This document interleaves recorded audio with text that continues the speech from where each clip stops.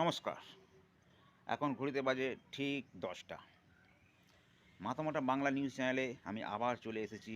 আপনাদের প্রিয় কি অপ্রিয় আমি জানি না, সাংবাদিক বিপ্লব বলছি। আজকের আবার সেই সহদেব মণ্ডল নামে সেই ব্যক্তি আবার একটা নতুন সমস্যা নিয়ে এসছে। জানি না ওনার সমস্যা কবে শেষ হবে। চলুন দেখি ওনার কি সমস্যা আছে। বলুন দেখি আজকের আবার কি সমস্যা আছে। সমস্যা দাদা আমার পিছন থেকে যাচ্ছে না। হুম। কাল আমার একটা বাইক শোরুম আছে। ইয়েস। কাল এক ভদ্র মহিলা এসছেন, এসে বলে একটা আমি বাইক নেব।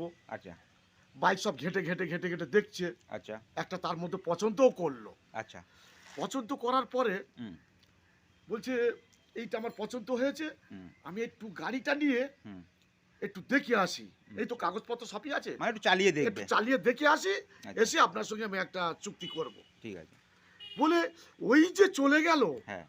আর দেখছি আসছে না, পিছনে তো গাড়ি নিয়ে ধাঁ করলাম, আচ্ছা তাকে পেলাম না। আচ্ছা লাস্টে থানায় গেলাম, আচ্ছা বিষ্ণুপুর থানায় গেলাম। আচ্ছা।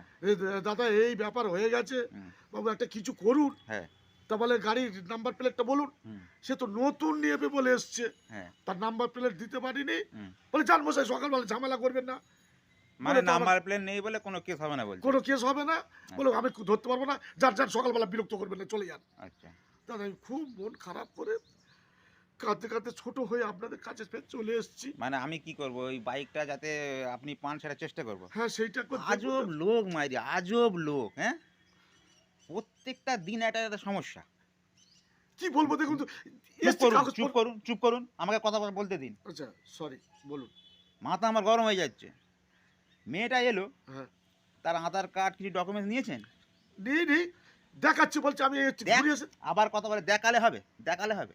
তার ডকুমেন্টসটা তো নেবেন তো। সে মাল নিয়ে চলে গেল। হ্যাঁ? হ্যাঁ, এবার আপনি কি করে ধরবেন?